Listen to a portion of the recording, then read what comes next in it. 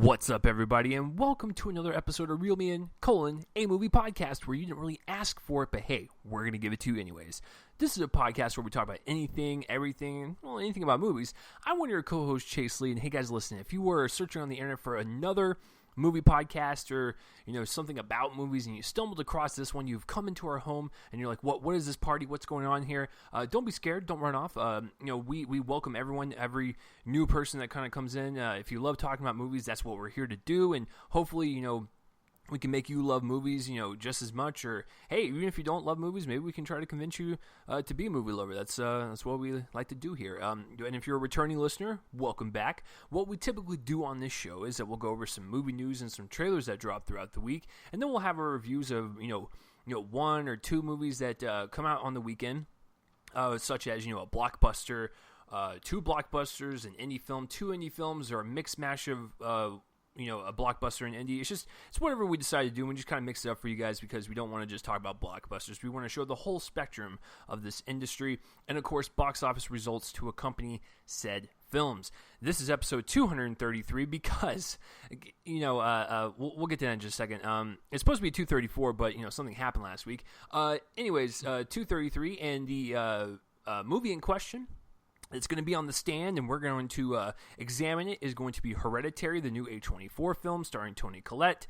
And then, of course, Joel will have a mini review, and he will reveal that after his intro. And speaking of the Joseph, Joel, how are we doing over there? I'm doing pretty well. It's been a crazy weekend. My store manager and one of the other managers went to Acon this weekend, so everybody else has been trying to pick up the slack, and I'm very tired as a result.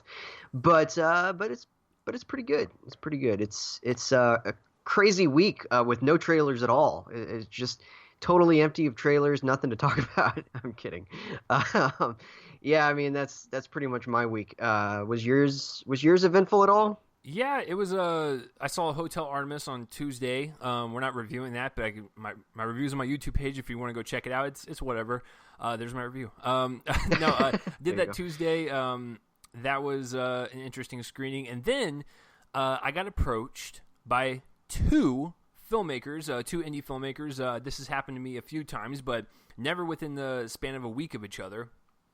Two filmmakers that have asked me if I would like to watch their movie and review it on the YouTube page. And I said, of course, and I always let people know, and you guys know this when you listen to us, is that I tell them I'm brutally honest. I'm not going to just sugarcoat it. Now, I will take into effect if, your movie is special effects heavy and, it's got a lot going on. I'm not going to, look at it the same way I look at like a Transformers film and be like, oh, wow, that was, I might, give a little consideration just depending on the budget and whatnot. But other than that, I'm brutally honest. Like, if your acting is awful, I will call it out and whatnot. So, yeah, I mean, because there was one movie I did where it was okay, and they still found a good quote within my review to use for the trailer. I was like, you know what, God bless you. If you can find, like, a good quote within my review of slightly trashing your film, then you've done a good job. But yeah, no, that happened this week, so I'll watch those later today. But other than that, a pretty chill week indeed, except for the trailers. Joel, before we get into the, I know we got news and stuff, but just to comment on the trailers real fast, so Joel and I are almost 75 years old. We're pretty old, right? And so, I have never seen in my life this many studios dropping this many trailers within a span of 5 days. It is. It's intense. It's intense. I can't believe it, man. I honestly am trying to think, and I can't think of it either. I don't remember this many trailers in 1 week being released. And Collider just this morning had a poll that they did where they're like, what's the best trailer? And there are 17 listed. Now, we're not going to be covering all of those. But we are covering, I think, 14 of them. And they had actually skipped one that we're going to cover. So there were really 18 trailers that were released this week, and it's pretty amazing. So I I don't know, man. But yeah, before we get to that, we do have to get to a couple of bits of news.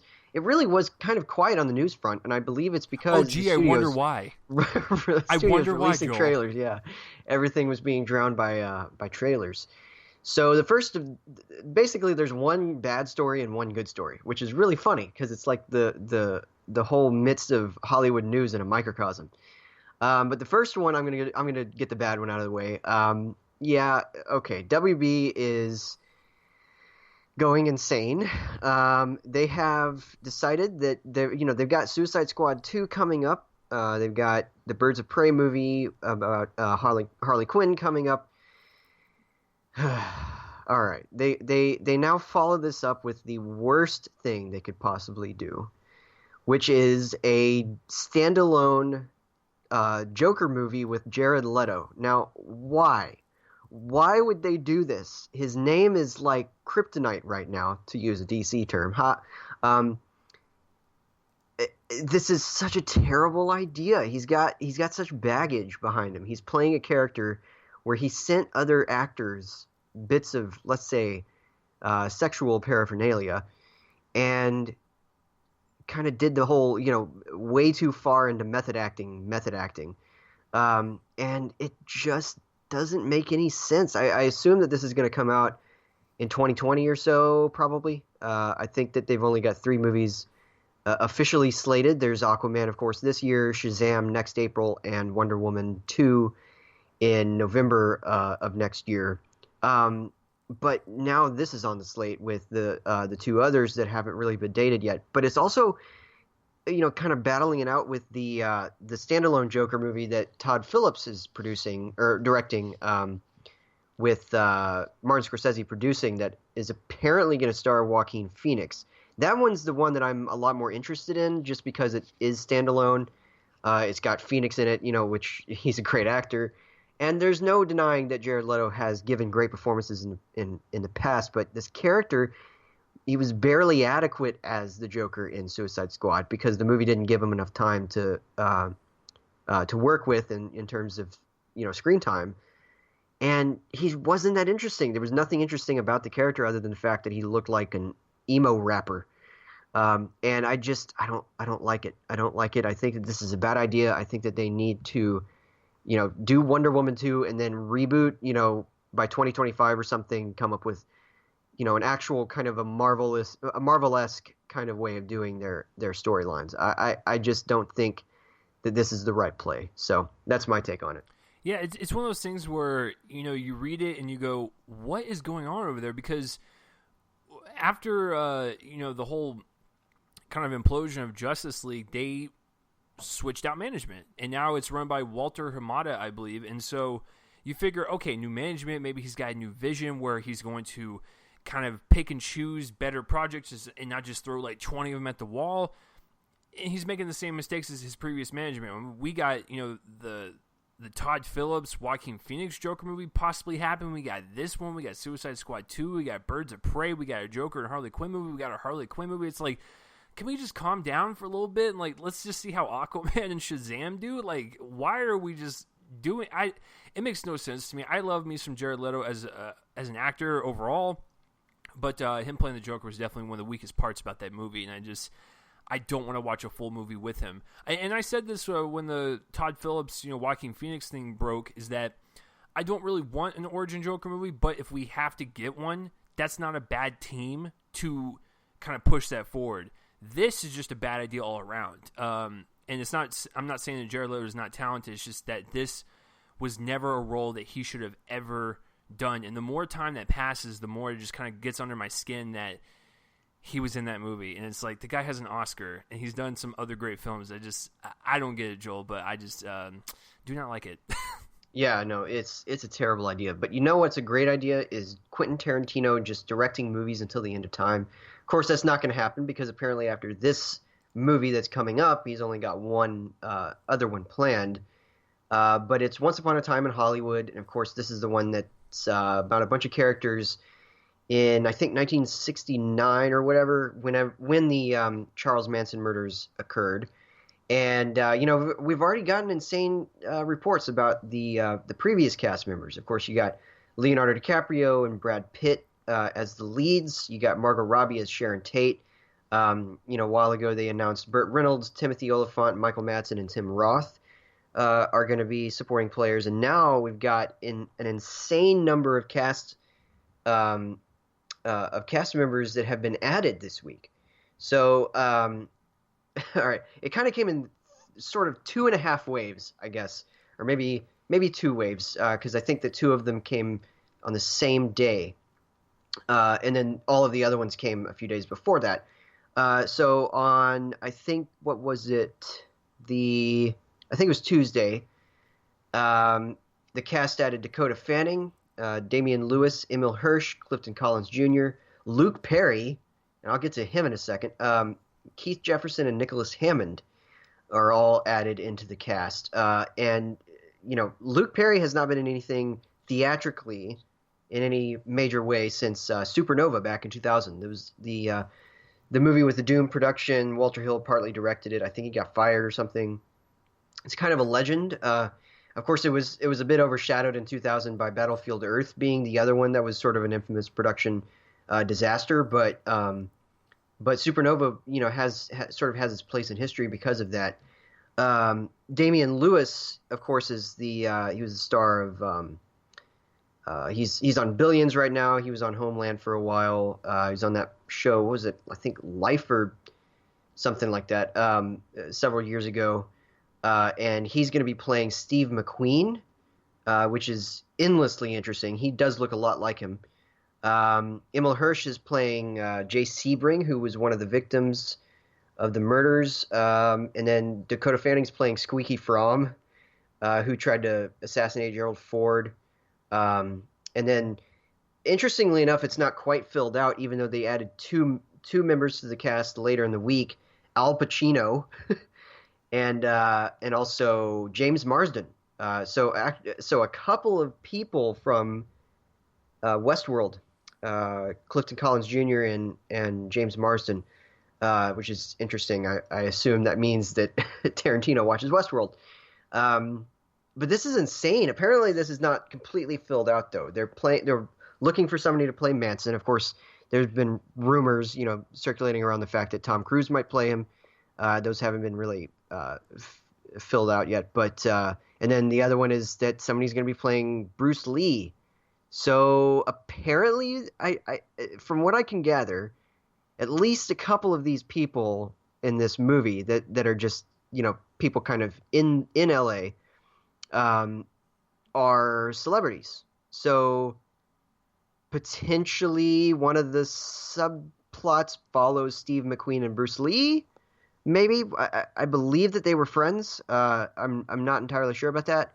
But in any case, yeah, it's just it's crazy. And as Collider put it, at this point, where is Walton Goggins? Because he's got to come in at some point. Come on.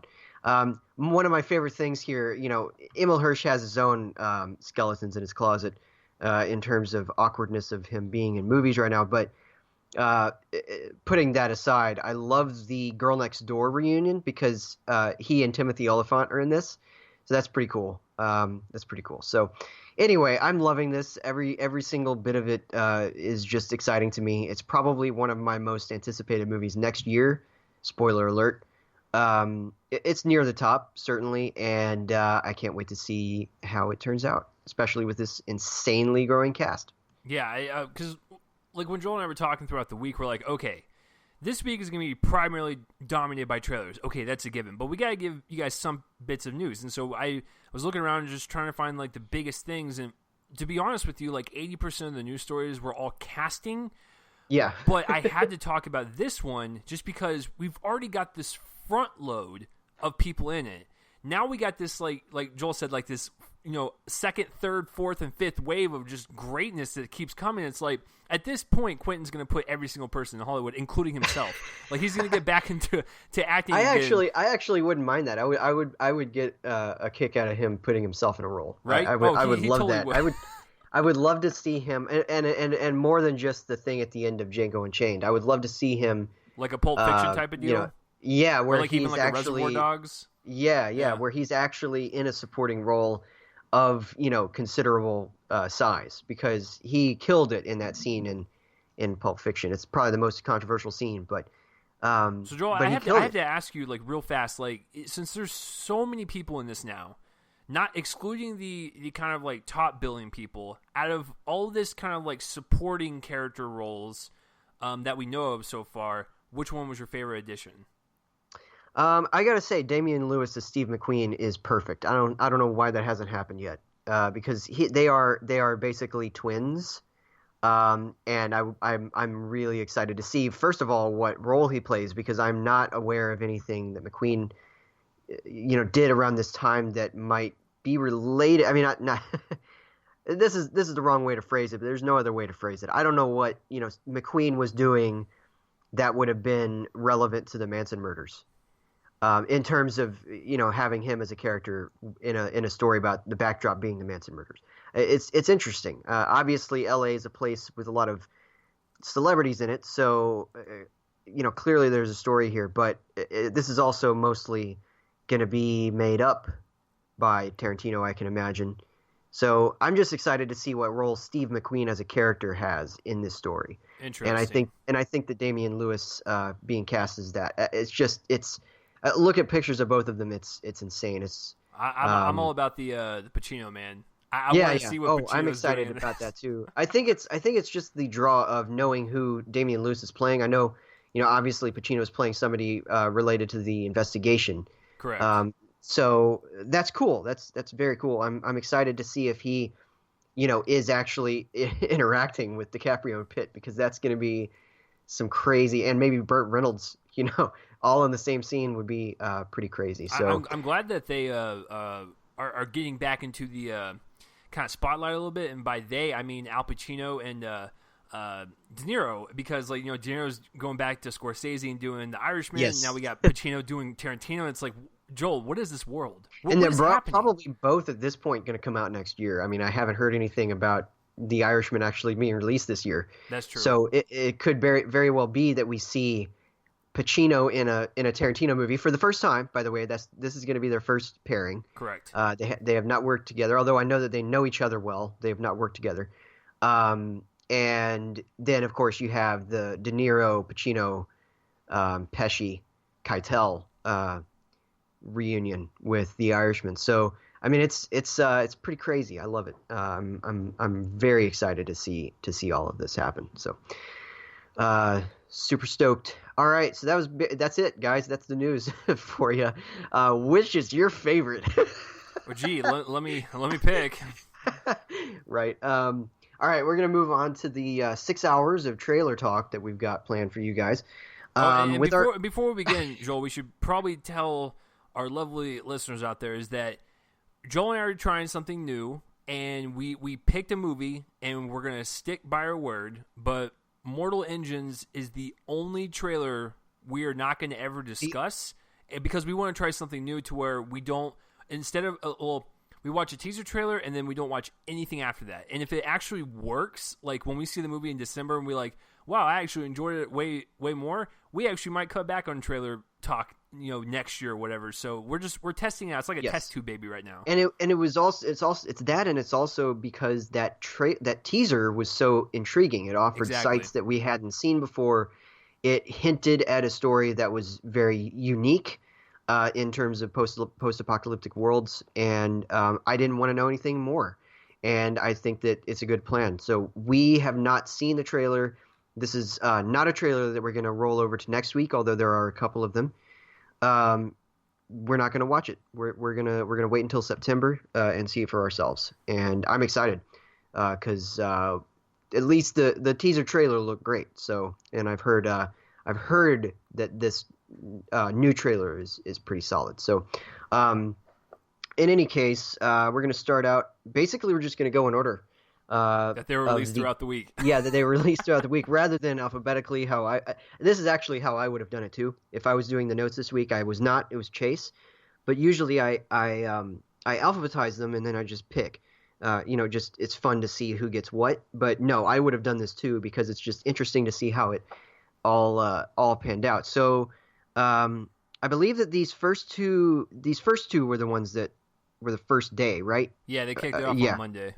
Okay, so the first day was basically these two. So the first one is Suspiria. This is a remake of the 1977 film from Dario Argento, which I have not seen, by the way. I'm going to be using the opportunity this year to watch it on Blu-ray. We have several copies at work that I'm going to rent. Yeah, so this one comes from director Luca Guadagnino, who, of course, is coming straight off of Call Me by Your Name. Big, award success with that. And the story of this one is basically there's this. I'm gonna read here. So it's a young woman who goes to a ballet school. Another student is murdered from the school, and yeah, a bunch of weird stuff happens basically. But this new movie actually co-stars the original star of the movie. Jessica Harper from the original movie is in this. I don't think we see her in the trailer, but she is listed in the cast, and she's actually receiving top billing on the poster. So apparently she's a fairly significant presence, which is interesting to me. But the new one stars Dakota Johnson and Tilda Swinton in various roles. It looks like a couple of roles at least. And I gotta say, this one was a pretty stylish trailer. There's a lot of use of color here that was really interesting. And it doesn't look like he's just repeating the Dario Argento, the feel. It looks like he's going for his own thing. But this is a big creative turn for Guadagnino. He hasn't done horror yet. So he's done pretty much romances, and that's about it. He's woven mysteries into his movies, but other than that, he's pretty much just done romances. So this is an interesting shift, and I'm liking what I'm seeing so far. Really visually stunning. So yeah, it's one of those things to where I don't know anything about the original. Just like with Joel.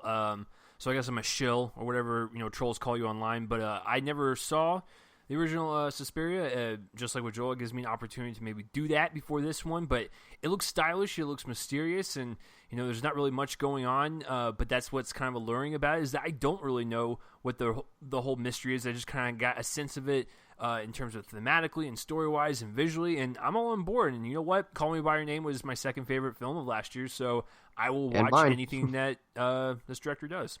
Yeah, and mine as well. We were tied on that one.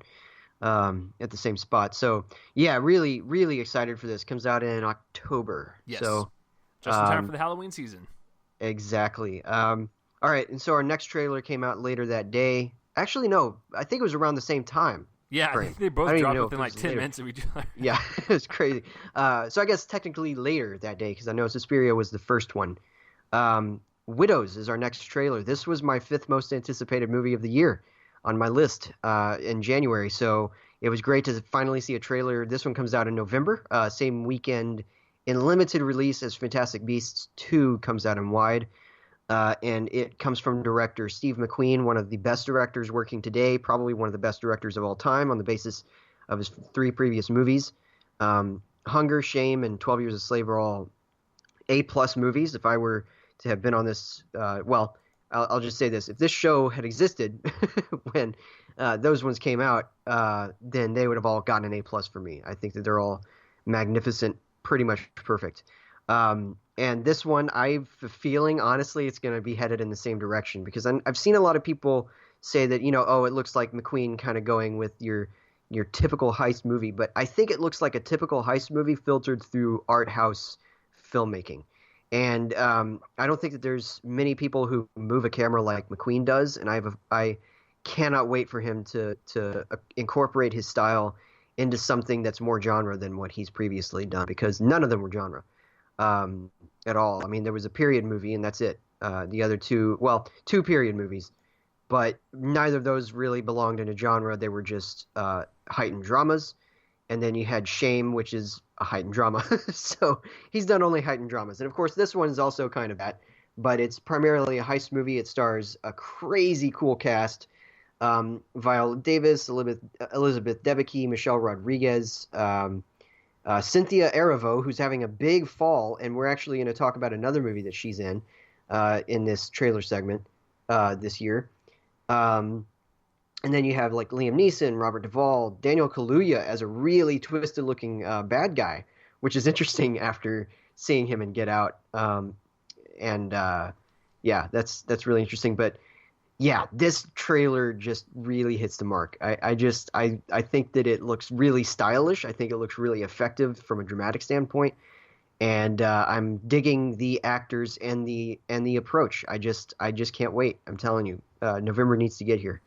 So Yeah, that's mine. it was a really great trailer, and it kind of reminded me of if McQueen did his version of like Inside Man or something, except not focused on the actual heist of the robbers, but more focused on the people at home. So it's like the exact opposite, which is great because that's a premise we never see. We always see it's always about the robbers going to the bank, setting up the plan, all that stuff. We're gonna get that, but we get in the wives of the husbands that went in there and eventually got killed, and so.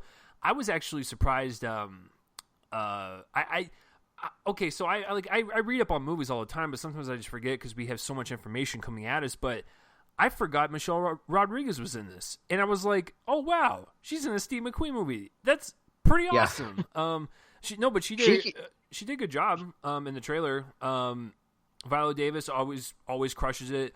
All the guys look really great. Like Joel says, it looks stylish. It looks like it's going to be really emotionally investing as well as have some really interesting action set pieces. I'm all on board for it. And I know that Joel and I said this when we talked about the Wildfire trailer with Carey Mulligan. I actually think that Carey Mulligan will probably win, but she is guaranteed for a nomination. Viola Davis is in the same boat. Yes, I think she's going to be a lock for a nomination. Yeah, in fact, if things like turn sideways for Wildfire, or Wildlife, that's what it's called. Wildlife. Whoops. Sorry. Yeah. Wild something. If things turn sideways for Wildlife, which is possible because it's IFC and they don't put up great Oscar campaigns in the past. At least in the past they haven't. Then this is probably the most obvious second choice because this movie is coming out straight in the sweet spot of the awards season. It's probably going to make an enormous impact, and has kind of almost the same release date as 12 Years a Slave did. So I'm really excited to see this. And you're right, it does look like it's kind of switching up on us in terms of the plot, because usually in heist movies the stakes are always insular. It's always about the stakes in relation to the heist. And here, there's a lot more going on. So I'm excited to see where it goes, for sure. So, all right, take us into the next day. All right, so, the next day comes around, we're like, okay, Joel and I already, we had our trailer fixed. All right, we got our notes written down. Nope, studios were like, no, we got more coming out. All right, so this one drops early in the morning. It's like, I want to say like 6 a.m., because Paramount was like, you know what, we're just going to put our foot forward and try to get the conversation out there, and that would be Bumblebee. Now, this is the kind of spin-off of the Transformers universe, focusing on the Bumblebee character, setting place in it's the 80s, correct?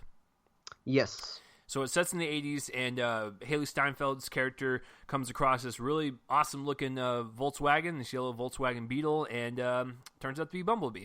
So, yes, it is another Transformers film, and you guys heard Joel and I rip the last night a new one, but with this one, it's an okay trailer. It's not anything that's like blowing my socks off. I mean, we'll get into the trailer that blew my socks off here in a little bit. But as far as this one goes, I think it's serviceable, and I think it's the type of trailer to just kind of welcome you back into the universe on like just very lightly, like, hey, there's another one coming out. We're not going to bash you over the head with it, but here it is type of deal. Because The Last Night has burned me so much to where I don't want to see another movie within this universe. The only thing that is making me, curious about this movie is the director, Travis Knight, who, I'm not a fan of nepotism. I'm not a fan of people going to rich parents to pay for stuff, but in his case, I will allow it. What do I mean by that? Travis Knight started Leica Entertainment, and he got his money from his dad, who I believe has some stock or some pull in Nike, and so he's really rich, right? And so they start Leica, and of course Leica does not make a lot of money, and so he just continued to went to his dad and funded Coraline and Paranorman, Box Trolls, and Kubo and the Two Strings, and so he's using the money for good, and he's pushing really great content out there, so I don't really mind it that much.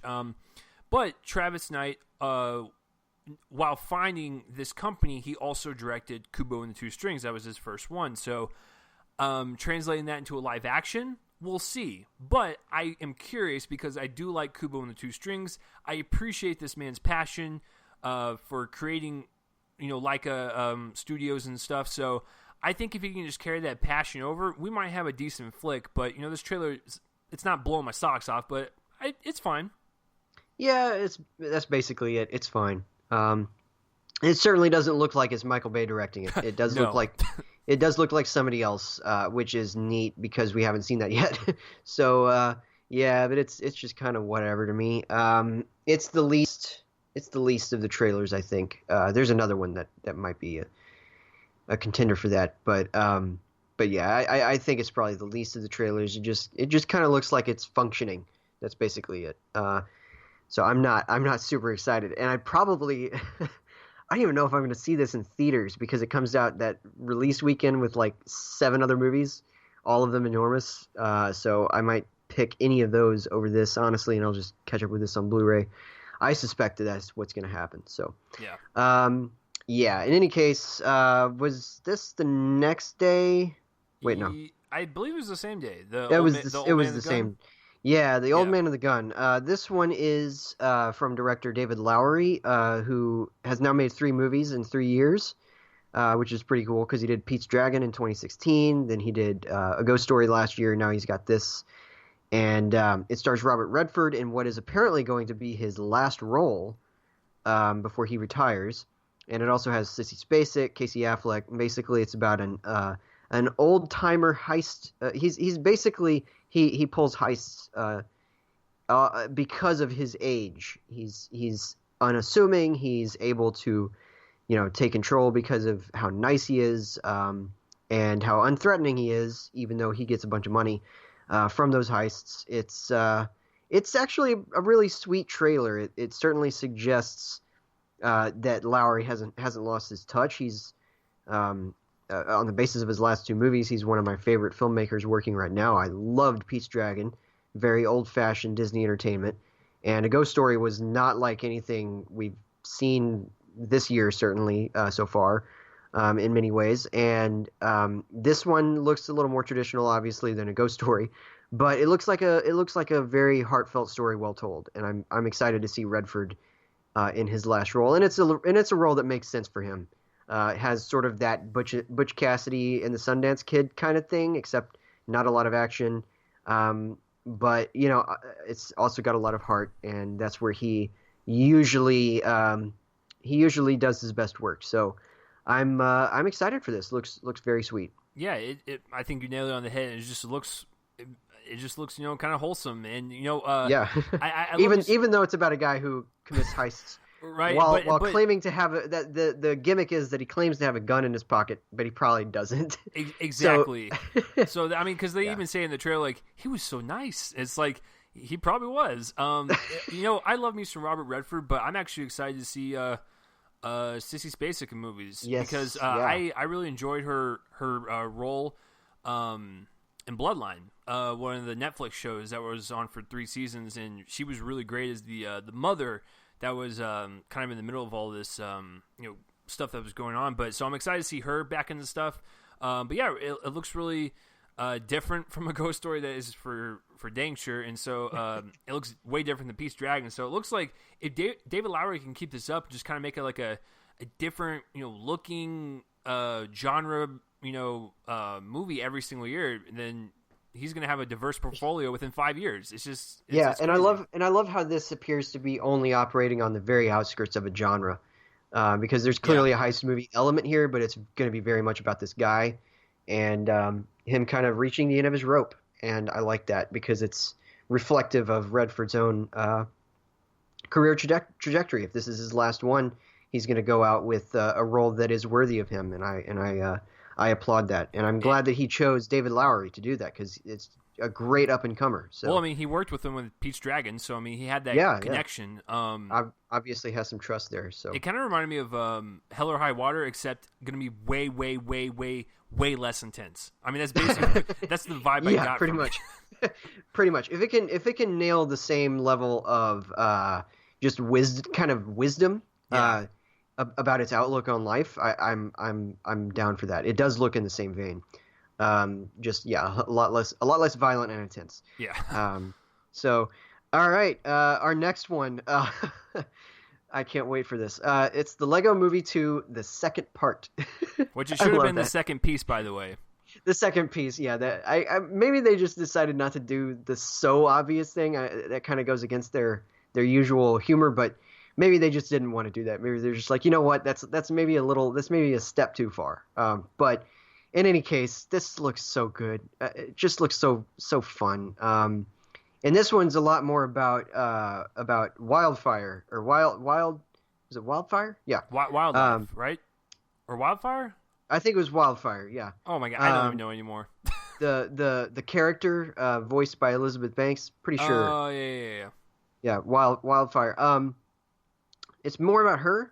It's interesting because this one seems to be about her kind of, in a sense, regaining kind of her agency as a character from the likes of, I just lost his name, Emmett. Who, obviously was just this kind of bland male hero in the first one, and part of his destiny was tied into that. And now, of course, we have a lot of conversations going on about whether or not that's really, a viable thing in today's culture. And so this is sort of the answer to that, in that the story is going to be much more about her, and I like that. I think that it's a natural shift. It's a good shift to take. And it just looks, it looks as funny as the first one was. And the first one, surprised everybody. It was a Lego movie that was full of heart, and made both of our top 10s of that year. Shocking to both of us. And I think that this looks like it'll be another really big surprise. So I'm a big fan of this trailer. I think that they constructed a really good one. So yeah, I mean, it's in the same vein as the first one. It looks vibrant. It looks fresh. It looks like it's on point with its humor. The animation is slick. It's extremely animated. There's action. Happening super fast. Characters moving around, flipping around. I mean, it's a really great movie that balances that kind of visual look for kids, but also have that humor and type of storytelling that could play out to teenagers and adults, and so it kind of just appeals to everyone. That's what was so great about the first one. But yeah, the second one looks great. My favorite part is when there is at the very beginning of the trailer, they're just kind of Wildfire's talking, and it's just we're in this desolate wasteland now. It's like it looks like Mad Max, and it's just so crazy because it's the Lego movie. But it looks really great. I love the first one. I love the Lego Batman movie. I have yet to see the Ninjago movie, but from what I've seen in this universe so far, I never thought I'd say this, but the Lego universe is just something I look forward to now. And if they can just continue to make good movies, then I'm on board. Yeah, the Ninjago movie was a major disappointment, but I'm not going to hold that against them. I think that it was probably made hurriedly. In terms of how an animated movie can be made hurriedly, I don't think as much heart was put into that. But the other two are strong enough that I'm willing to look forward to anything else they have coming out. So I'm not gonna, unless they just start like having a big string of Ninjago kind of disappointments, then I'm still with them. So I'll just mark that one down to kind of sort of laziness, except for in the animation. So yeah.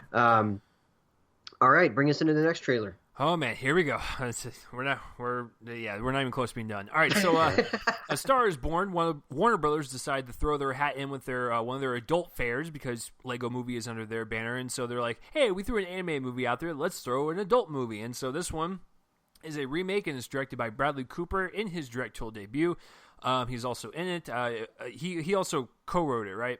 Yes. So he's basically in this from start to finish. And so he is, just kind of traveling around the country, and he runs into Lady Gaga's character, and they kind of form a relationship, and it deals with music, and it's going to have the ups and downs of, playing music. It's a story that's not really like,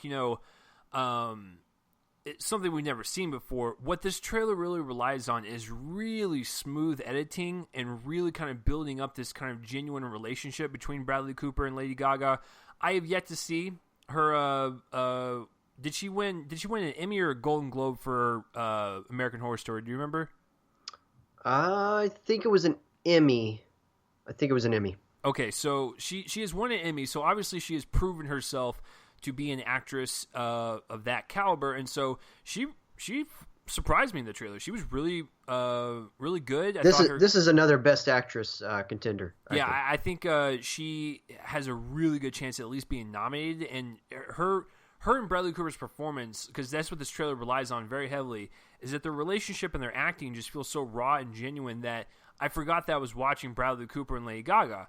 And Bradley Cooper's got this interesting accent going on that actually, it works, versus where American Sniper, I got my problems with it. I didn't really think that accent worked, like his, kind of Texan accent. This is like a weird, like, country act. I don't know. It's extremely different. It sounds to me a little bit like an Arkansas. Yeah, kind of like that area, like Tennessee or something like no, I like the trailer. I think it relied on them to kind of build that relationship, and I can't wait to see it. Well, I'll tell you what surprised me most about the trailer was the fact that we're getting a dramatic performance from Dave Chappelle. Oh, that too. Where he plays his friend. Maybe his manager. I'm not entirely sure. They don't give us a lot of context in who he plays, and then Sam Elliott is his father, which is great casting. But I'll tell you, the best casting here is the two leads, because it's a remake of a movie that starred Jeff Bridges. I believe, pretty sure Jeff Bridges. I think it was Jeff Bridges. Let me see, because that's gonna kill me now. No, I think it's actually 19. Whoops. Is it? No, it's Chris Christopherson. Sorry, they're easy to confuse. Except for the fact that Chris Christopherson is not in movies anymore, it seems.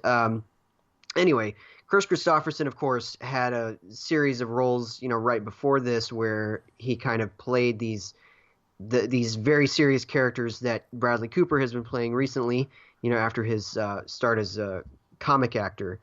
And so, and then you have Barbra Streisand, who, in addition to being an actress, was a major musician.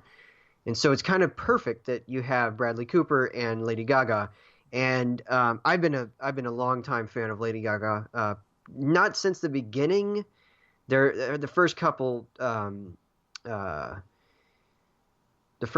of singles of hers, that were like big hits, I wasn't a huge fan of. But once Bad Romance came around, I was pretty much in, and I've been a fan of her since. And I think that she's incredibly talented. She's also an incredibly generous and good person. We certainly aren't going to be hearing anything untoward about her amidst all of this other stuff that's come out. And I think that it's pretty much a really good trailer. It really sells the tone that they're going for, this down to earth kind of drama about this segment of kind of just about these people rather than a plot. Per se, and I haven't seen the original. We have it at work, I believe, unless somebody just bought it. But yeah, I mean, I'm a big fan of this. I can't wait. When does it come out? It's in October. It's in October. Okay. See, it's hard to keep track of when all of these movies come out, so you'll have to forgive me, world. And yeah, I liked it a lot. It's really, really a very fine trailer. So, well, Joel, all right. You know what?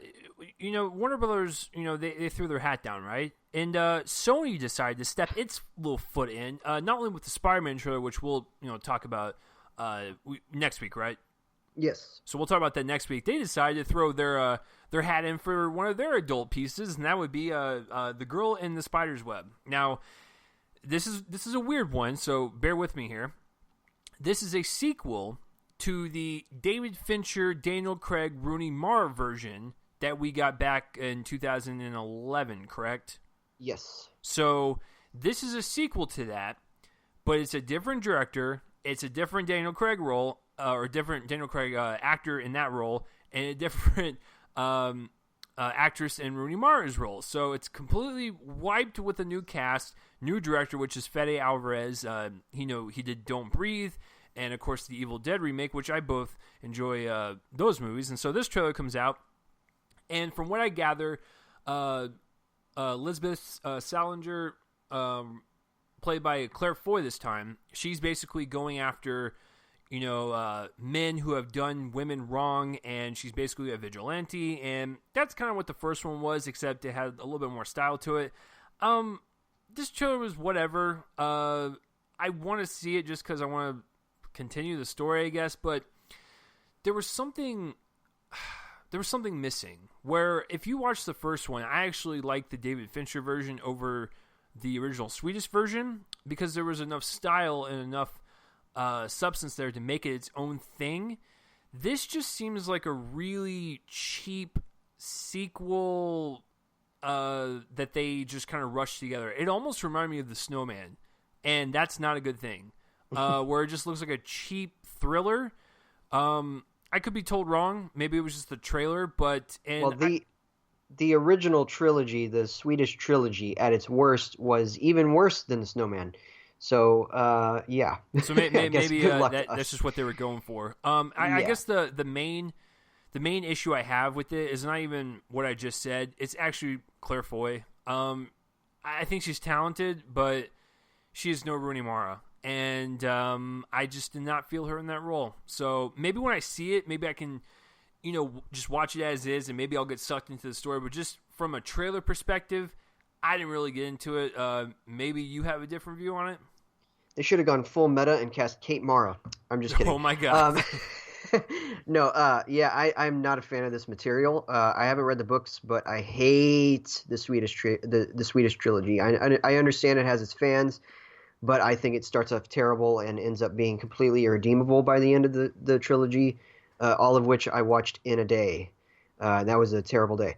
I also don't really like Fincher's movie. It's better than the Swedish ones, but it's still basically just bad airport novel material that is a two-dimensionalization of this character's revenge plot. Which, by the way, I'm not going to actually rip Joel on that. Like he's correct. Like it does have like a very lifetimey feel to it, where like it's like what you said, like one of those like airport books you get in the back of like one of the gas stations for like $2. And that's what I've actually heard the novels read like. Honestly, I've heard that they're not very good. I know that they're major bestsellers, but my dad has read them and didn't like them at all, any of them. So it's just not material that is suited to me. I'll see it obviously, but this trailer was just kind of blah for me. Claire Foy is a good actress. I cannot watch this without thinking of her as the queen, and it's distracting, and it's my problem. It's not their problem, but it's just weird. So I'll see this, but yeah, I'm not super interested in it, unfortunately. So, but you are interested in the next one. Yeah. Oh yeah, absolutely. Now, as you guys know, I like the second How to Train Your Dragon movie. I like it. I think it's good. But I believe that the first film is extraordinary and one of the absolute best animated films of the last, 10 or 20 years. It might actually be my personal animated feature winner for 2010. And yes, I understand what else came out. But I adore that film. That score is one that just pops in my head on occasion. I will find myself randomly humming it because it's incredibly memorable. It's not one that has achieved cultural memory, if you will, if that makes sense. I don't think it's one that people will just be able to hum, but it's an amazing score. John Powell. And there's another movie coming out. Yay! I'm really excited. That was not meant to be sarcastic. I'm enormously excited for this. It takes place several years, subtitled The Hidden World, and it takes place, seems several years after the events of the second one. And in this one, Toothless, the dragon, finds a potential mate in this light fury Yes, they actually went there. They actually just decided to take another word and add it to Fury. Um, and so Hiccup obviously, has to kind of deal with that and the potential of apparently a hidden world of dragons to contend with. And I think that this looks great. This actually, there are 4 animated trailers that dropped this week. We're talking about 2 of them this week and 2 next week. And across those 4, this was my favorite of those trailers. Um, and I liked all of them, so that should tell you. But yeah, I think that it looks great. It's one of my most anticipated of next year. I can't wait for it to come out, and I think everything about it looks strong, looks dramatically rich, and I can't wait to see how this story ends up. I believe it's going to be the last one, but you never know. You never know these days. But whatever the case, even if it isn't the last one, I'm excited to see this story continue. So take it away, Chase. Yeah, it's a fantastic trailer. It provides you exactly what the first 2 brought, which was like that epic feel that kids and adults can both enjoy, but also have like this deep, rich storytelling that's not too much for little kids and just right for adults. It's such a great movie. It's basically Game of Thrones for kids, which is not a bad thing. When you can have spectacular visuals like set in that type of world with dragons and really great locations and costumes and props and stuff, and you prop it up with a kid-like story, and have this like kind of epic adult feel to it. It's a movie that can click with everybody, and this trailer was great. I like the opening shot because we don't know where that's gonna be in context of the film, where Hiccup has a beard. Yeah, Hiccup has a beard. He's a grown man now, and it's kind of weird that we've kind of seen him grow from this kind of nerdy little fragile boy to like this kind of warrior now. Yeah, and they played on that in the poster they released, because you have in the I believe in the foreground, like in the reflection of him is the younger version. I believe, unless I have it switched, but pretty sure in the reflection in the water in the poster, it's the younger one, and then above him in real life is the bearded guy. So he's this is probably gonna cause some reflection in some way, and I can't wait to see that. So, all right, take it away, man. Next trailer. All right, so the next one is an interesting blend. So we have Matthew McConaughey, Anne Hathaway on a boat, murder mystery, someone wants people dead, and it has a complete 90s feel. I'm not saying it's a bad thing. And this one's called Serenity. Matthew McConaughey runs into Anne Hathaway. Anne Hathaway wants people dead, and she uses her sexuality to kind of persuade him, and if I'm bored that weekend, sure, but it's not like a movie I'm jumping up and down for. But I will say an impressive thing about the trailer, and it actually is the trailer itself. I always tell people this, cutting together a trailer is an art form. When I graduated film school, I had to cut 7 pieces for my portfolio before I graduated. It's hard. I had to cut a trailer to one of my short films that I was a part of, and my senior thesis film. It's hard to do. And whoever edited this trailer did a good job. Because if it was told any other way with, the clicking of the fishing line as the main kind of like heartbeat of the trailer, this trailer would have fell flat. I would have not cared. But you know what? The editing of the trailer got me, and it persuaded me. And like I said, if I'm bored that weekend, I might check it out. But I do love me some McConaughey, so, okay, I changed my mind. I'll probably watch it just because he's in it. But I mean, it's it's not like a fantastic trailer, but it's a really well edited trailer to where I'm slightly interested now. Yeah, I mean, it looks pretty fun. It looks like it's going to be an actor showcase for Anne Hathaway in particular, and certainly McConaughey is a solid presence. It does have that 90s feel. Certainly, this feels like something that I don't know, Adrian Lyne would have directed, or somebody like that. Maybe Louis Malle. But yeah, it's pretty fun. I'm looking forward to seeing where this all turns out. Obviously, not everything is as it seems. It pretty much gives away the fact that not everything is as it seems in the trailer. But yeah, I'm excited. So our next trailer is a weird one. All right, This one is called Bad Times at the El Royale. It doesn't really give us a clear view of what's going on here, but essentially a bunch of people have come together at a hotel, and the hotel is run by a guy played by Chris Hemsworth. There's a bunch of other actors in this, including John Hamm and other people that I'm forgetting that are leaking out of my brain. Anyway, big cast basically of crazy characters. Obviously, a lot of misanthropes and bad people that are coming together and encountering the worst of them potentially in Hemsworth's character. It's a total twist on Hemsworth's persona as this kind of good guy, this hunky good guy. They're playing on that in terms of the vanity of the role, and I like that. And I like how this trailer is cut together to make you not really understand fully what's going on. It's from director Drew Goddard, who, of course, made The Cabin in the Woods, which is in my top 5 of 2012. I think that movie's great. And finally, he's directing another movie. He's directed a couple of TV things since then, but he's not directed another movie. And I'm excited to see this one because it definitely looks like it's going to take us on a wild ride. Very stylish. So, yeah, big fan of this trailer, especially how it's edited. Yeah, I think this trailer it reminded me immediately of like a Hateful Eight type of deal where it's going to take place in one location. We got a bunch of shady people, and we get to find out what's happening. And I like the fact people have also been comparing it to a movie called Identity, which I have not seen. Oh yeah, I have that one. It's okay. It's not my favorite John Cusack kind of psychological thriller that will always be 1408, always 1408. But if I had to pick like a second one that's just enjoyable to watch, Identity it's not a bad one.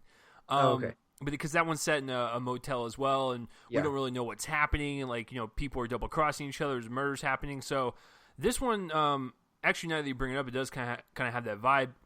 Okay, so it has like the story vibe of like an Identity, but like a stylish, kind of version of like a Tarantino. The sense of cheeky humor, because there's clearly a sense of humor going on here too. Yeah, and it's not just a bunch of really intense heavy stuff. They're clearly having fun with that. So and my favorite part about the trailer is that we don't know anything. It's just a really great kind of setup, and that's what Drew Goddard is so great at doing.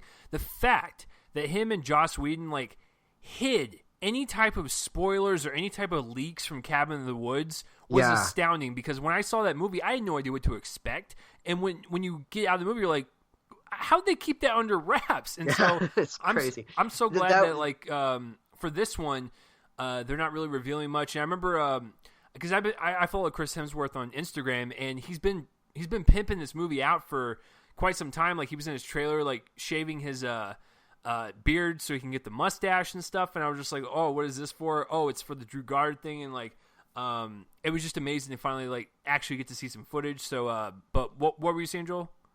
Yeah, I mean, I just have a feeling that this is another one where most of it's been hidden from us. Oh yeah, for sure. That's what I'm guessing, because they have little flashes, and they did the same thing with Cabin in the Woods, where they had flashes of a bunch of crazy stuff, but the craziest stuff they hid.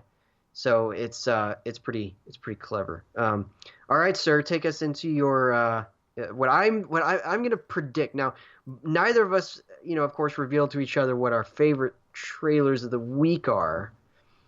But if I were to have to pick between the next two, I'm going to go with this one. I'm going to say that this next one is your favorite.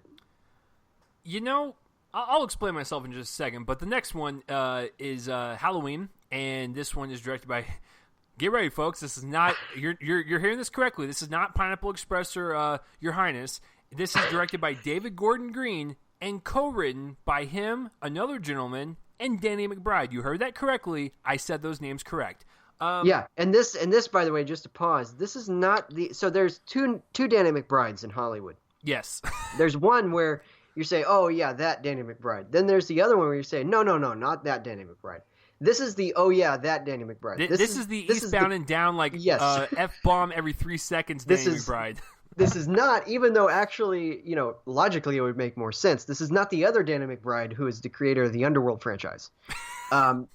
You would think that would be the case because it's a horror franchise, but nope, it's not him. Yeah, it's a weird. I mean, because we talked about this at the most anticipated movie list of the year back in January, and so we had no idea when a trailer was going to drop. But my boy Jason Blum dropped it on his Twitter. He's like, "It's dropping on Friday," and so when we had the slew of trailers that dropped throughout the week, I was just waiting for Friday, and the trailer dropped. I love it. I love this trailer so much. And you know what's so great about David Gordon Green? The guy's a chameleon. It's like this is the same guy who has done indie dramas, who has done big blockbuster comedies, who has done a really great run on Vice Principals on HBO. Like, the guy can do anything, and now he can do horror. And I'm not going to lie, there was a couple times where it got me, where the supposed jump scare or just the way they edited the trailer, I'm like, I can't believe they got me. Like, that's impressive. But the way the movie looks is great. I love the way it starts out in the mental asylum with that weird checkerboard, like, backyard area. That was visually striking. I liked Jamie Lee Curtis in it. It looks like she's really coming back with the vengeance. I want to see what the story is and how it plays out, because they're completely retconning 2 through the rest of them. This happens directly after the first one, after Michael gets caught. So, yeah, they're basically kind of restarting everything. But I'm curious to see what idea David and Danny had, because they obviously pitched this to Universal or Blum or whoever, and they loved it. I want to know what they pitched, and we're about to see that in a few months and see where that story kind of plays out. But as terms of visuals and how they set up the cinematography for the appropriate scares and reveals of Michael was astounding. I was actually kind of impressed that the cinematography and the lighting really hid Michael well, and then also revealed him in these kind of like scary positions. It was great, and the freakiest moment, I know people always say not always say because the trailer's only been out for a couple of days, but people have been saying that the last scene is what is scariest about the trailer. I actually think it's in the middle of the trailer where this woman's in the bathroom. Michael comes in there, drops teeth on the floor, and his hand is like trying to open the door, and like blood is like running down.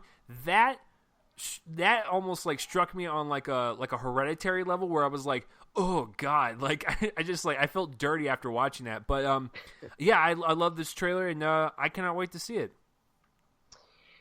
Yeah, I loved it too. I think that it looks so simple, and I don't mean simplistic, but it looks so stripped down and simple. And but then again, the first one was pretty simple.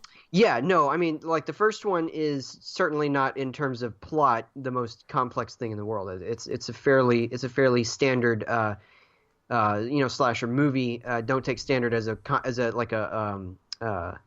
criticism. It's not. It's just an observation. It's obviously one of the scariest movies ever made. It's one of the most effective formal experiments of the genre, just in terms of the precision and all of that. I mean, it's John Carpenter. So, yeah, I haven't seen any of the sequels or the rebooted ones. So I'm going to be probably doing that. I know that this retcons all of those, but it'll be useful to know what they ignore at least. And so I'll be curious to find out what I think of, for instance, the third one, which is very I don't even know if it's divisive so much. I have a couple of friends who are big fans of it, but everybody else I've seen hates it. And then I'll be interested to see where I fall on the reboots. But yeah, I mean this looks great.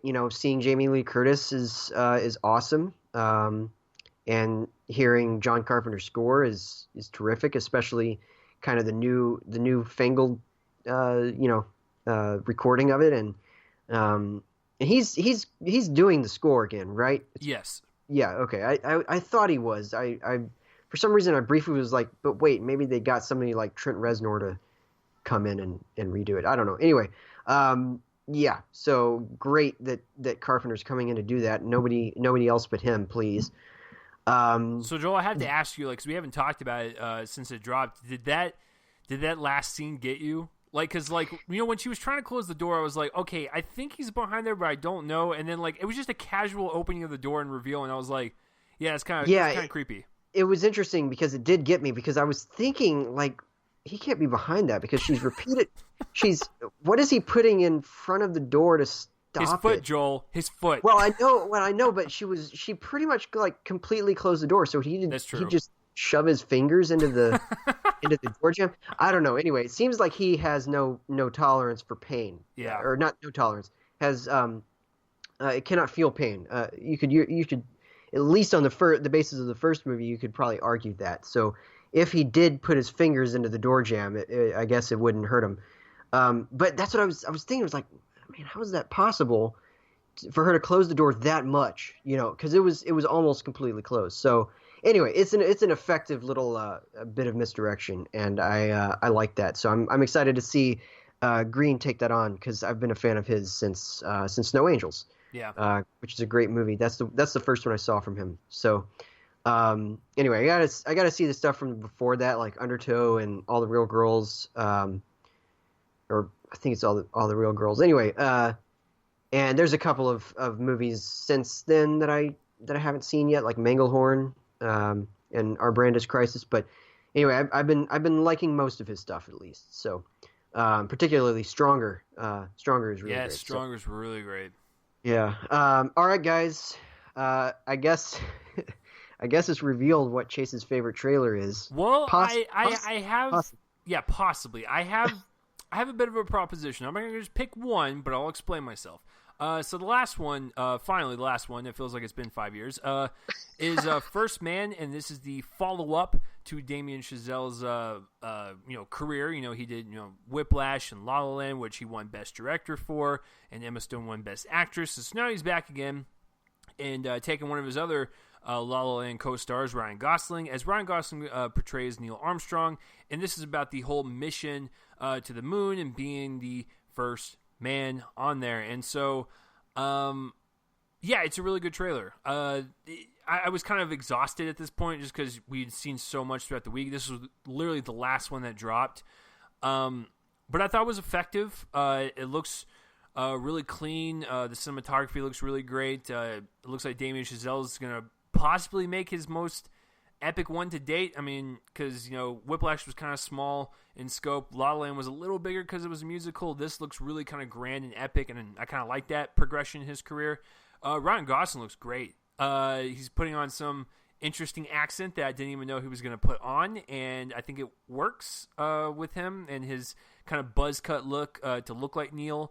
But yeah, really, really great trailer all around. Well, that's so funny that you aren't giving away that it's your favorite. I guess it's just your thoughts were not as strong as I thought that they would be. We obviously hadn't talked about this. For some reason, I just thought you would be stronger, because this is my favorite trailer of the week. Interesting. Yeah, I think it's stunning. All of the IMAX film stuff with the mission look incredible. It looks like stuff that we haven't seen since Apollo 13. Yeah. Which this very much looks. By the way. Yeah. Yeah, this very much looks in that vein. It's probably going to be more centrally based around Neil Armstrong than Apollo 13 was, which was pretty widely, spread among each of the members of the crew. But it certainly looks in that vein. I'm an enormous admirer of Apollo 13. I think that this definitely looks in that league. And I can't wait. I'm telling you, Gosling looks great. Claire Foy, another Claire Foy trailer, looks great. Oh, and also to back up just real fast, because I totally forgot about this. What I meant by Cynthia Erivo is having a big year with Widows is she's also in Bad Times at the El Royale. So she's in both. In October she has that, and in November Widows. So that's pretty cool. And then now with this one, when does Girl in the Spider's Web come out? It comes out in October, so at this point... A bunch of stuff in October. Well, by the end of the year, Foy will have 3 big movies on her hand, Unsane, First Man, and Girl in the Spider's Web. Yeah, it's crazy. And she looks really good here, obviously, as Armstrong's wife. It's just a really good cast. So I just think that this is such a well-constructed trailer on every single level. And, that's why it's my favorite. Well, okay, so here's where my thought process is at. I think Halloween is my favorite, but I also want to give a huge shout out to Widows and Bad Times at El Royale, just because I was such a huge fan of Cabin in the Woods that I just know that Drew Goddard's got something really special up his sleeve for that movie. So that's where I'm kind of leaning right now. Oh, okay. All right. Well, I will say it wasn't a decided favorite. First Man, last trailer. Huh.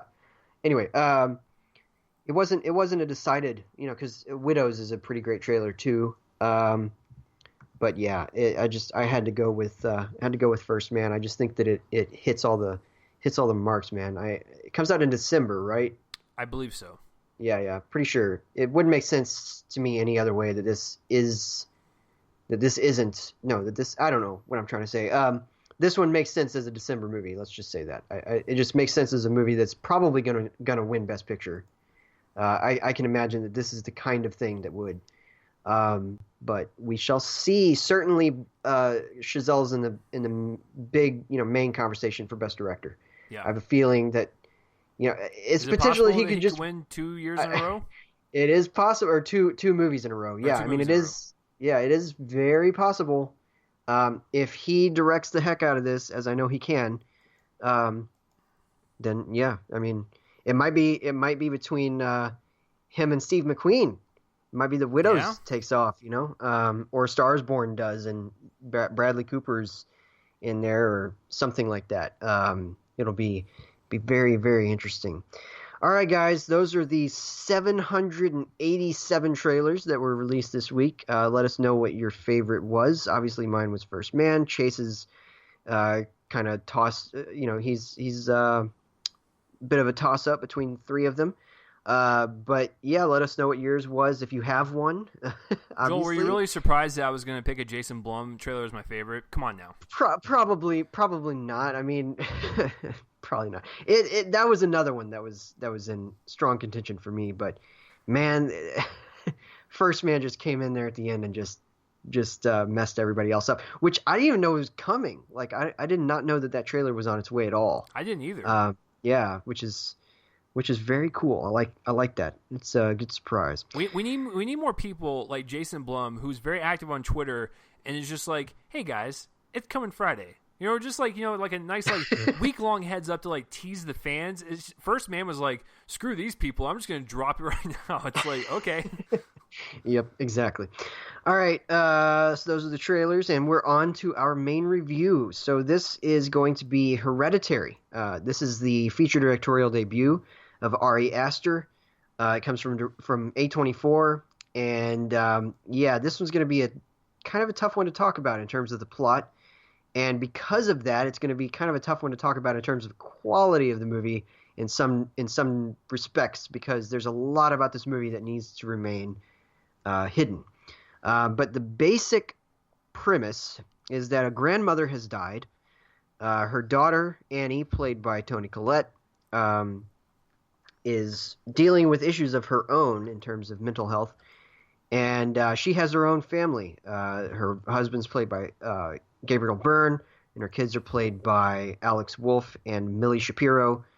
And her daughter, Charlie, has clearly kind of inherited some of her issues. There are some clear problems, let's say. But the movie, just to get into a review mode for a second, the movie is very special in that it doesn't treat mental illness as a gimmick or as some sort of an object of cheap melodrama, and that's a good thing because it could easily have done that. In any case,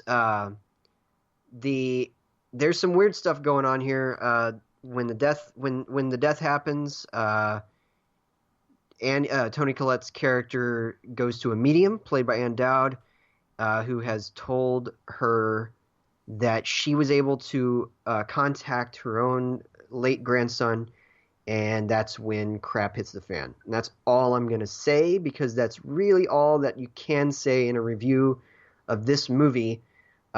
It's very much a horror movie, let's just say that, although for a long time this one plays as more of a suspense film. Now this one I was looking forward to after the like breathless response from Sundance, and so I was excited, especially after the trailer was released. Really good, and I love this movie. So I'm gonna hand it over to Chase for his initial thoughts.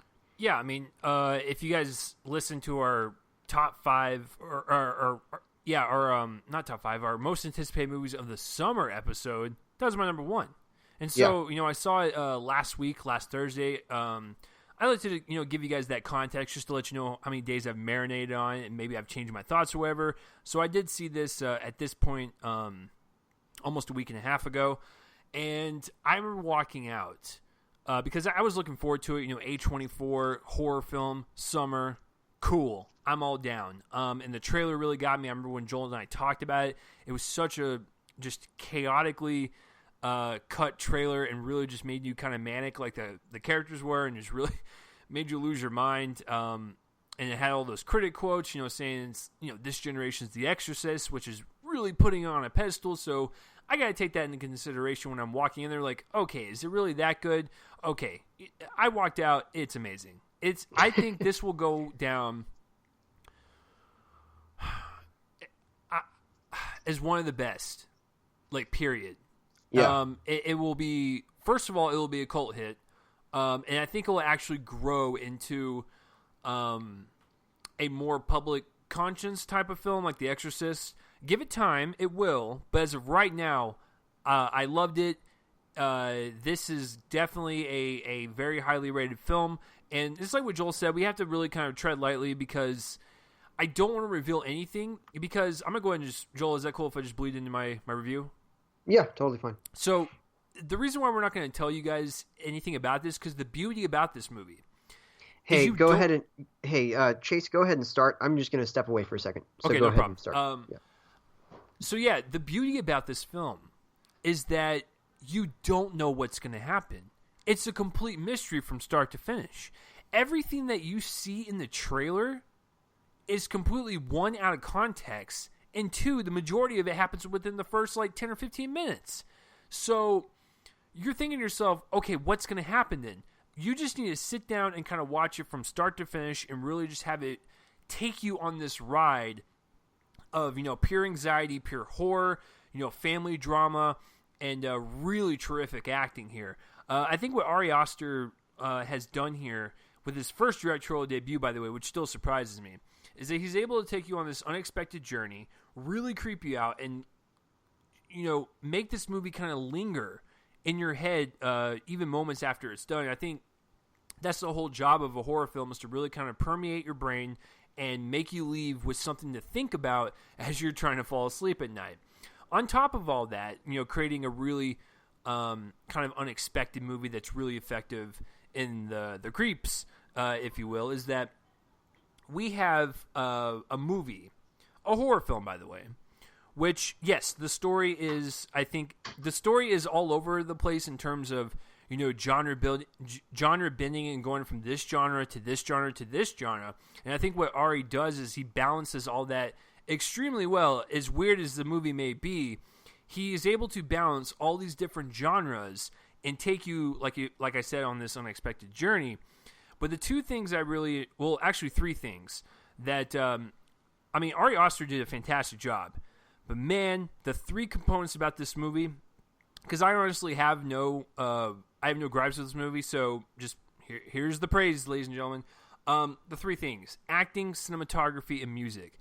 It is by far one of the best horror films I've seen in quite some time, that where all three of those categories are done on like an Oscar level, where it's like you don't see that in horror films nowadays, where horror films come out, they will entertain you for an hour and a half and you go.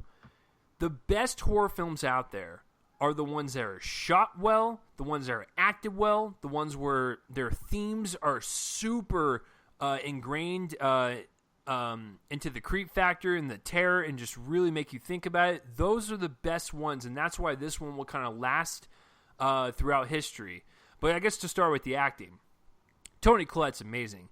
She really provides this motherly instinct the entire movie, where she is at some points happy, at some points sad, fearful for her children, paranoid that her children are kind of going off the deep end and all that stuff. She has like this really kind of raw maternal instinct that's really helpful when it plays with the drama of the film and when it plays with the horror of the film. Where with the drama of the film, you can really tell that she cares about her family to some extent, and she has that kind of love and nurturing aspect. But man, when that horror kicks in, she cranks it up to like this really uncomfortable and unsettling paranoia that you just don't see in performances nowadays within this genre, and I think she did a fantastic job. Gabriel Byrne, great job as the father, where he was like, I'm not believing any of this. Like, he was kind of the skeptic throughout the entire thing, and he provided that nice kind of counterbalance. Millie Shapiro plays the daughter, very first movie she's ever done. Great job capturing not only the essence and the innocence of a kid who is socially awkward, but also the kind of unsettling factor of her kind of creepiness kind of plagued throughout the movie. I thought she kind of balanced that as well. You know what?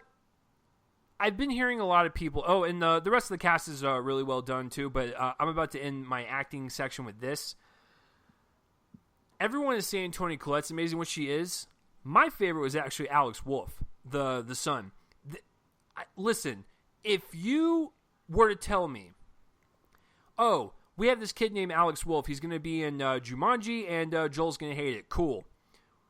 A few months later, he's going to be in one of the best movies of the year, giving one of the best performances of the year. I think his performance as the son provides not only probably the best arc throughout the entire movie, but definitely the most visceral facial acting that I've seen in a movie this year. In particular, one moment. Oh, I know. Oh, yeah. That the moment that we're talking about, it will shock you. It was actually in a horrifying movie, the most horrifying sequence, I think, and it's mostly because of his performance. Yeah, it's exactly. It's what we don't see, and what that character sees is what's frightening. And so, the arc that this kid has, being this teenager, not really caring about anything, something happens to him, where from that point on, he is even more paranoid than his mother. He is more frightful of his mother, and he just has this really strikingly terrifying performance from beginning to end, because you don't know what's going to happen to him, because he feels fearful for his mother, and he's in this state of paranoia because of what's happening. And so that's actually my favorite performance, even more than Toni Collette. And my favorite scene, and you guys don't know the context, but my favorite scene that not only creeped me out in the theater, but when I was at home at night, I had a brief nightmare about it. There is a particular shot where Toni Collette comes in the room and she's talking with him, and they're having a normal conversation. She says something that kind of shocks him, and I'm like, oh wait, is this real, or is this not? And so I was kind of sitting there kind of thinking. She says something shocking to him, and he's like, what are you talking about? What are you talking about? And then it cuts to her, and she is, I'll just say she changed, and then it goes back to him, he had changed, and then she does something that kind of cuts the scene. And it's the way her face looks, and it's the way his face looks, kind of covered in something that really, was frightening. It got me to my core, and so that was by far my favorite scene. All right, so moving on to the visual look, because I have to talk about the way this movie looks. So Toni Collette's character deals with a lot of miniatures, which actually plays a lot into kind of the twist of the movie. And I thought the miniatures that she was kind of playing with they mimicked the kind of look of the film, where we have these kind of Wes Anderson stationary symmetrical shots that look miniature, but we know that we're watching a house, and it provides this really kind of structurally tight, claustrophobic type of feeling, and I really enjoyed that. And not only that, in terms of the cinematography being really precise, the colors and the kind of like just the lighting of the movie was just so astounding. It was kind of breathtaking in a couple of scenes that they were able to strike lighting on a certain thing and make it kind of hidden in the shadows, or kind of highlight certain colors throughout scenes. It's just there's a lot of stuff that pops at you while also being like, subtle. One of the things that was most striking to me was just an image of when Toni Collette's character is approaching the camera from a place of darkness. Yes. And it gets and the room that she's entering isn't all that lighted either, but of course there's some lighting behind the camera that eventually, her face comes into view, and it's absolutely terrifying. And in fact, Barry Jenkins, I think it was Barry Jenkins, tweeted about this and called it one of the most not revolutionary, one of the most I think it actually might have been revolutionary uses of light that he'd seen in a while.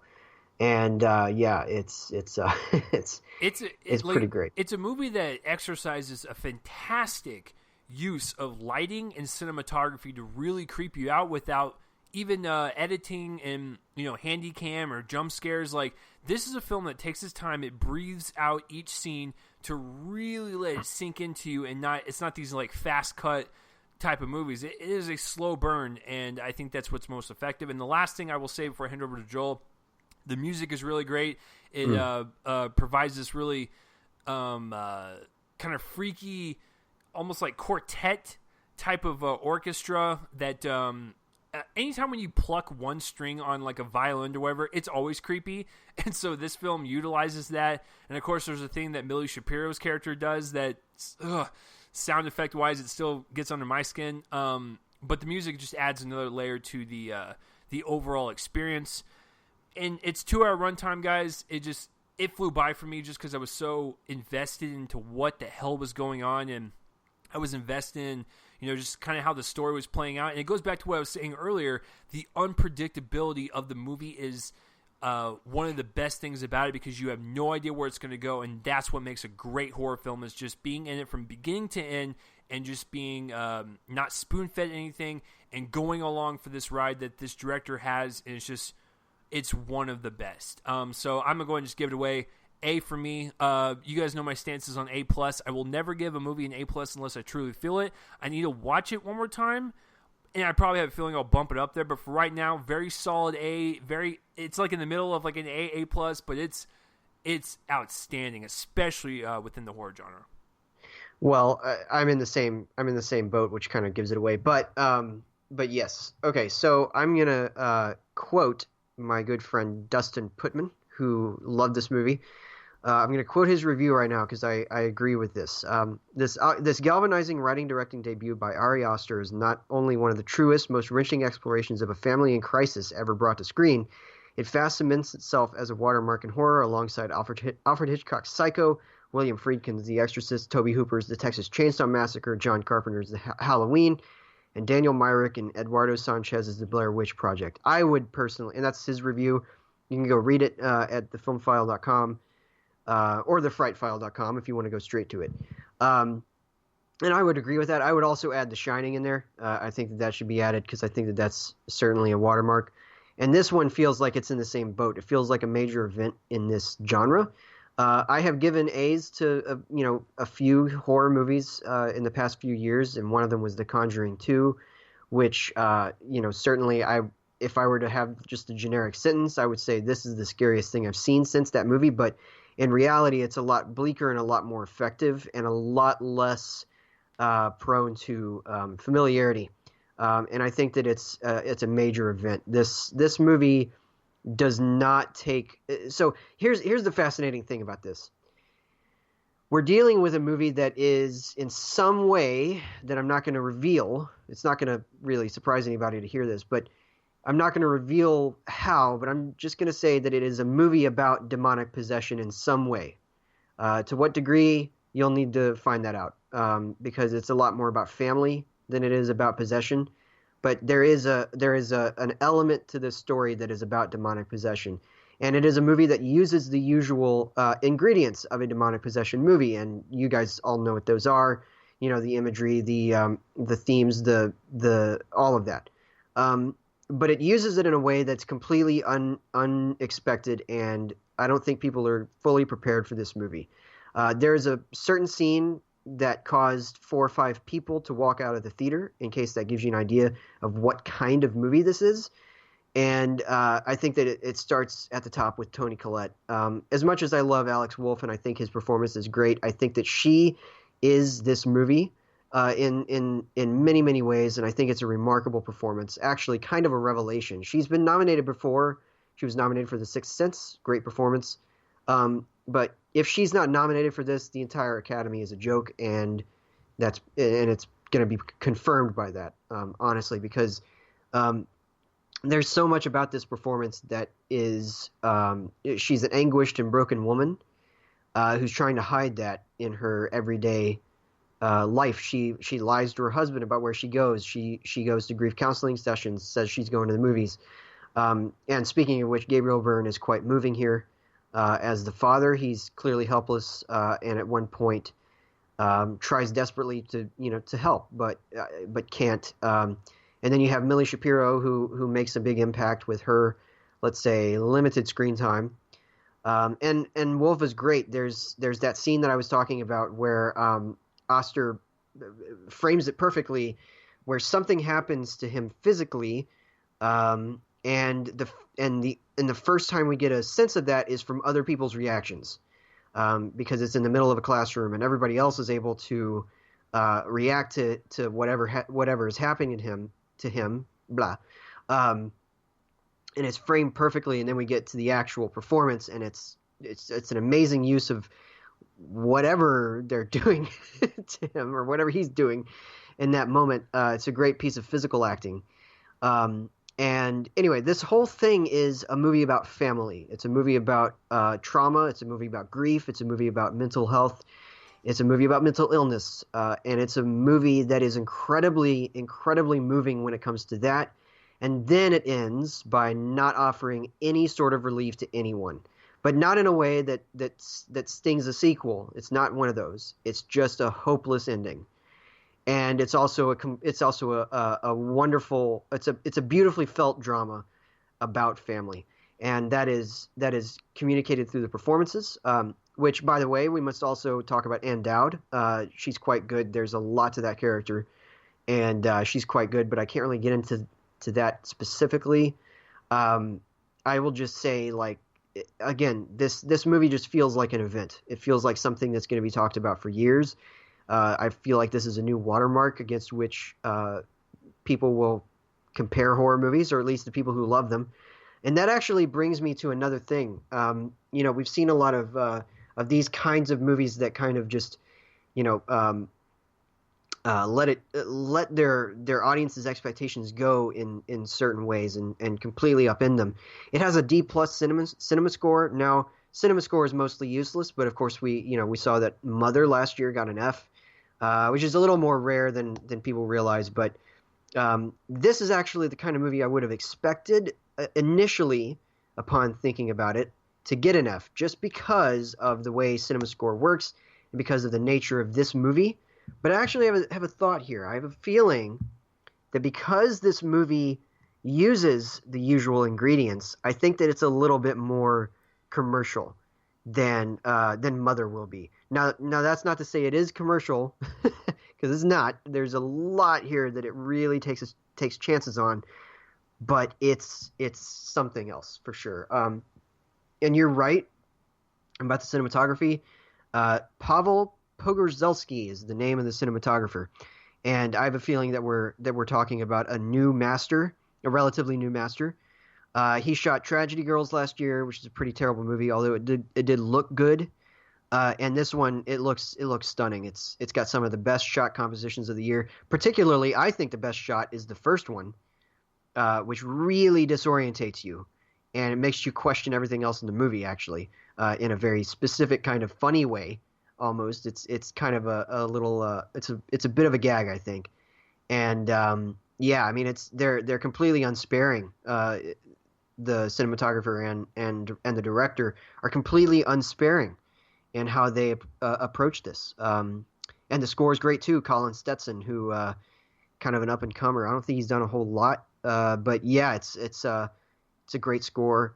And I just think that it moves with such unpredictability that it's a disconcerting, disorientating movie in all the best ways.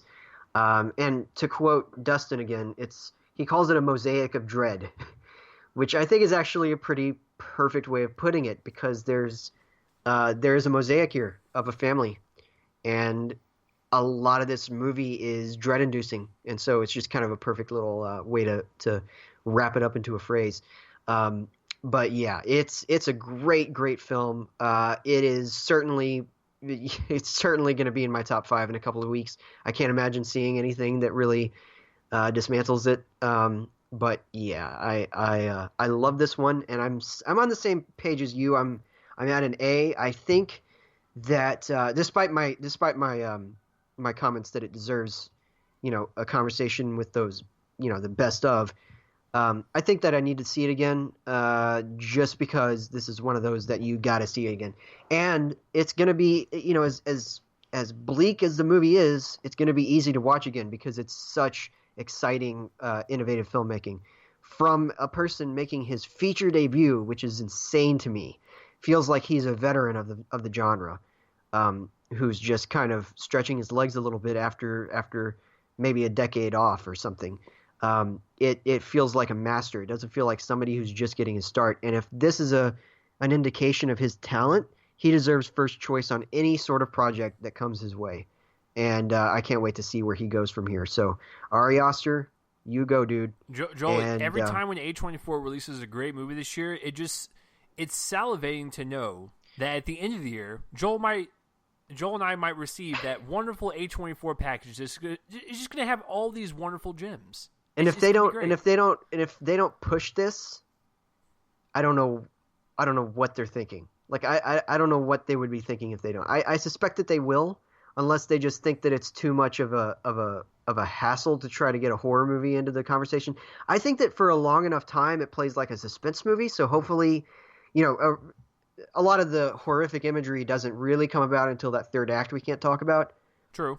But for the longest time, I'm really hoping that what they do is they look at the build up, and they look at Toni Collette and they see what kind of a performance this is. And Alex Wolff certainly deserves to be in the conversation for supporting actor. But Toni Collette is this movie in many ways, like I said, and I think that it's a revelation of a performance from an actress who's been doing a lot of great work for years, and a lot of it's been leading to this. Also, this is a little thing unrelated to anything else. I literally learned, like, within the last couple of weeks that she is English. She is not American, and you cannot tell because she has been doing American accents in her roles for years, and she has perfected it. She does not sound like an English person faking an American accent. Does not sound like it. Anyway, in any case, this is a great movie. It's a new event for horror movies. It's going to be the one that people talk about. For better and worse, there are obviously going to be people who don't like it, for all the chances it takes. Certainly, a lot of those are going to be off-putting to some. But whatever the case, it's something else. Let's just say that. And an A for me as well. So that is that. And I'm going to kind of quickly do my second review here. It's another A24 movie because they know what they're doing. All right, this one is First Reformed. It comes from director Paul Schrader, and basically this is another one where you gotta conceal a lot about the plot. But here's the basics. Ethan Hawke stars as the pastor of a small church called First Reformed. And it's reaching its 250th year, so they're planning a reconsecration of the church, and the ceremony is going to be held at the church across the street, which is a big mega church, kind of a god mall, as we call a church in this area. You know about Prestonwood, right? No. Oh, you don't know about Preston? Okay, well, anyway, whatever the case, Prestonwood's kind of our big god mall in the area. It's smaller, obviously, okay, than Joel Osteen's, but it's in Plano, It's enormous, and it's got like two other campuses. It's insane. Does Cedric And the this is Entertainer work there? no, but Okay. he does sort of he's sort of he's the pastor of this church across the street. Kind of reminds of T.D. Jakes in a certain way. It's a very PR heavy church. Let's just say there's a lot of bells and whistles that the Ethan Hawke character seems to kind of reject. He's more of a fan of conservatism in terms of his church kind of holds basically 30 people. And so they're going to have a big reconsecration hosted by the mayor and also the CEO of an energy company that has decided to sponsor it. And that's one trial because this is a character who is facing 3 separate trials. The other 2 are more personal. There's the actual personal one, which is the fact that his health is failing. He is a heavy drinker following the death of his child and the dissolution of his marriage. And then the other trial is more political. There is a parishioner played by Amanda Seyfried who brings to his attention the fact that her husband has kind of been radicalized by an environmentalist group. And that's all I'm going to say. There's a lot here that should go unspoken about the second half of the movie. But yeah, let's just say that crap hits the fan in very significant ways. Guys, I was really looking forward to this. I think that when the trailer released, it was after we did our top 10, correct? Yeah, because I talked about this trailer on the show. I thought that this would be an incredible movie, and it was. This is handily, and I guess I'm just going to give it away. Y'all will hear this in a couple of weeks. This is handily the best movie I've seen this year. This movie is of a caliber of filmmaking that I don't think we have enough of right now. Certainly not in regular conversation. It is truly moving and inspiring stuff in terms of its filmmaking, and it comes from a guy who came up with Martin Scorsese with movies like Taxi Driver, Raging Bull, The Last Temptation of Christ. But also had his own directing career, a lot of which I have not seen yet, and I'm definitely desperate to go back and look at them. But this material could easily have gone wrong. There could easily have been a preachy aspect to the stuff about his professional life. It could easily have been falsely melodramatic, the stuff about his personal life. It could have overdone it on the politics and the environmentalist subplot. But it does none of those things, and it completely barrels through any sort of expectation one could have of it. Especially by the end, there's a bold choice to cut into the credits, and I think it's one of the boldest pieces of filmmaking this year. As a result, especially the scene that happens. And anyway, every single aspect of this movie is in such perfect tonal and subjective control. And it just absolutely just bowled me over at every single second. I've felt as strongly about this being the best movie of the year as I did about Moonlight and Lady Bird and Under the Skin a couple years before those. And all of them are A24. So I don't know what they're doing. Maybe some sort of alchemy, but it's insane. It's a movie that reminds me of Ingmar Bergman's Winter Light. Very much reminds me of Ingmar Bergman in general, in many very tangible ways. But it's truly effective. And just to kind of give you all a primer, Winter Light was about a priest questioning his faith, and it was a big topic with Ingmar Bergman as a filmmaker. That he only used a couple of times would he explore that. A lot of his movies have to deal with other things too, but certainly some of his best works had to do with his characters questioning faith in some way. The Seventh Seal, in particular, was another example of that. And this is very much in that vein. It's very quiet, very reserved, but it's led by this performance from Ethan Hawke that is the best. I think the best lead male performance of the year.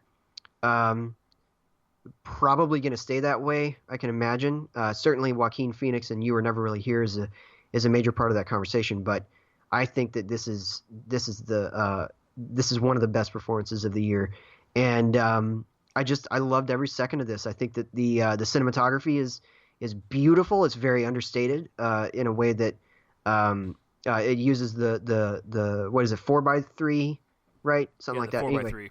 Yeah, 4:3 ratio that A Ghost Story used, and they have sort of similar aesthetic actually. In terms of the color scheme, there's a lot of muted blues and grays in use here, but it just completely just bowled me over. And I think that it actually comes down to a sort of a framing device decision on Schrader's part to have this character give himself the chance to keep a diary for a year, at the end of which it would be destroyed, and it allows Hawk to narrate. Now, usually I find narration to be cheap, but in this case, it's vital because it allows us a view into the character's head, and in that, it's a very, very bleak study of faith, in a way that most faith-based movies need to pay attention to. And I loved it. I think that it's a remarkable piece of filmmaking, piece of storytelling, acting, and not just Hawk. I think Amanda Seyfried's great. I think that Cedric, the entertainer, Cedric Kyles, is terrific too. There's a lot there to that character as well that you might not expect, and it's terrific. And the whole third act is one bold decision after another. I think that it's a remarkable movie, and so I am giving, believe it or not, another A24 movie an A+. Straight up A+. Yeah, it's a great piece of filmmaking. Yeah, and if you guys want to know my review on that, it's on my YouTube channel. I pretty much agree with Joel, like, for 99% of it. There's one little thing I thought it was a little too ham-fisted, but Joel doesn't seem that way. That's cool. But because you are wrong, Chase. You're just wrong. Well, Joel, I don't. You say I'm wrong, but then again, I told you Hereditary was amazing last week, and I know deep down you doubt me sometimes because you're like, is it really though? Is it really? And so, yeah, no, it's a movie I recommend as well, even with the little minor issue. I gave it like an A- or something like that. So. That was definitely one of my favorites of the festival because I saw that during the Dallas one last month. Just keep rubbing it in, man. I mean, it's just what I do, sir. It's hard to believe that I saw that like almost a month ago. The time is flying. But more than a month ago. It was May 5th. I think. Don't say that. That means time's going by even faster. All right, so so let us know down below what you thought of Hereditary and First Reform. If you have seen it, a couple nice little indie films that kind of stray away from blockbuster territory, and we like that. And speaking of that, let's bleed into the box office results. Run through this real quick because we got to get going, folks. We got places to be. But first, before we go, Joel, would you like to guess this week, or do you want me to just tell it straight up, or? For time, just go ahead and say them. Okay. I don't have much stake in this because I haven't seen Ocean's 8 yet. I'm seeing that this evening in order to review it, but yeah, I just haven't seen it. So gotcha. Go ahead. All right. So just a little brief thing. Hotel Artemis came in at 8th place with 3.1 million. Whoa. Woof. That is bad. Well, it's bad, but I didn't even expect it to make the top 10. So. Yeah, it's it's bad. All right, so moving into the top 5, we have Avengers: Infinity War coming at number 5 with 6.8 million. Which, by the way, folks, I'm excited to report that is $2 million away, a little less than $2 million, from reaching that $2 billion worldwide mark. It is coming, folks. It will happen within the week for sure. $2 bill from $2 bill. $2 bill from $2 bill. Number 4 is actually Hereditary, and I think this is one of the bigger openings A24 has ever had. Yeah, with $13 million. Awesome. That's really good. So good job on that. No budget is listed, but those movies are not. Yeah, that expensive. I suspect that it's one of their less expensive ones. Yeah, honestly, I would say like $5 million or less. If I had to like throw a range out there. Number 3 is Deadpool 2 with 13.6 million. It's doing pretty well, not as good as the original, but box office wise, 278 domestically, 655 worldwide, and with the budget of 110, double that with the marketing, maybe 330, 350 to break even. So it's doing well, but for a sequel, it's just on par with the first one, and that's not what you want with the sequel. You want to kind of sequel. But whatever. Number 2 is Solo, A Star Wars Story, dropping another 50%, and its weekend total is $15 million. Yeah, not doing good. So right now, it's domestically it's at 176. Worldwide, it's at 312 on a budget of like $1.5 billion. So it is definitely not going to make its money back. It will lose Disney money. How much? We will find out. And number 1 for the weekend is Ocean's 8 with $41.5 million on a star-studded cast budget of $70 million. Double that with the marketing.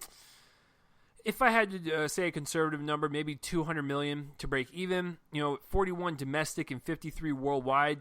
I think it'll do fine on streaming, and that's will carry it over. It'll do better on streaming than it will in theaters, especially next week and the week after. I know because these next 2 weeks, it's going to get slaughtered. So goodbye Ocean's 8. It was nice knowing you. They should have put it last weekend because that would have been a lot better. It would have had interesting counter marketing with Drift and Upgrade, and I think it would have overtaken both of those. But see, Joel, that just makes sense.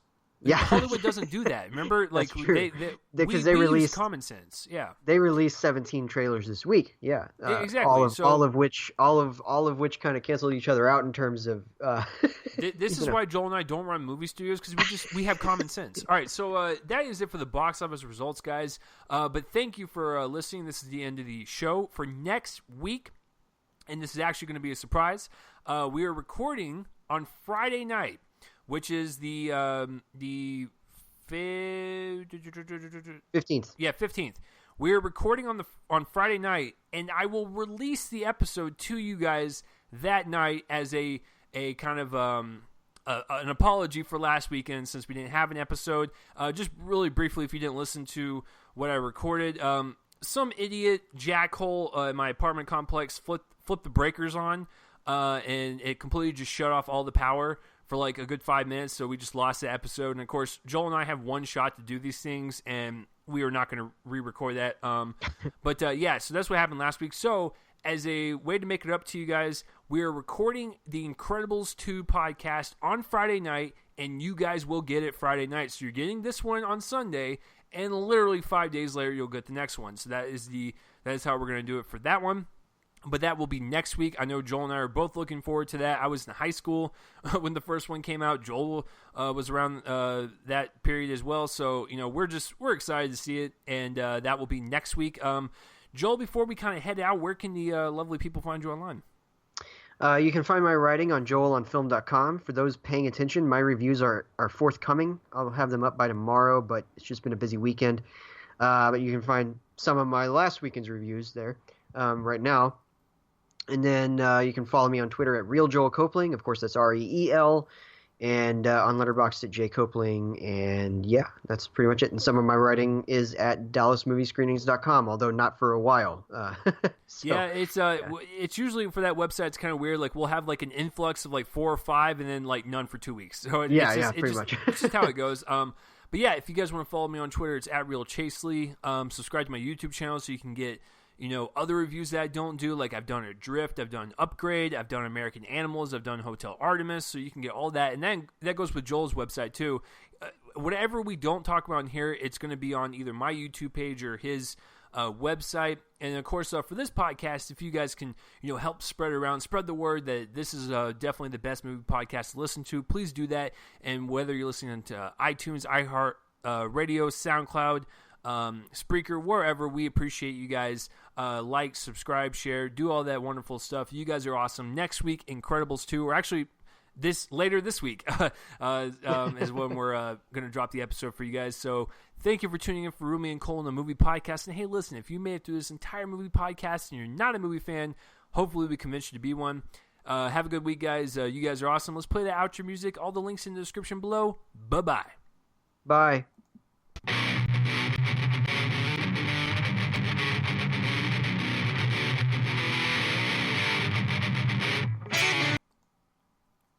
Okay, we didn't do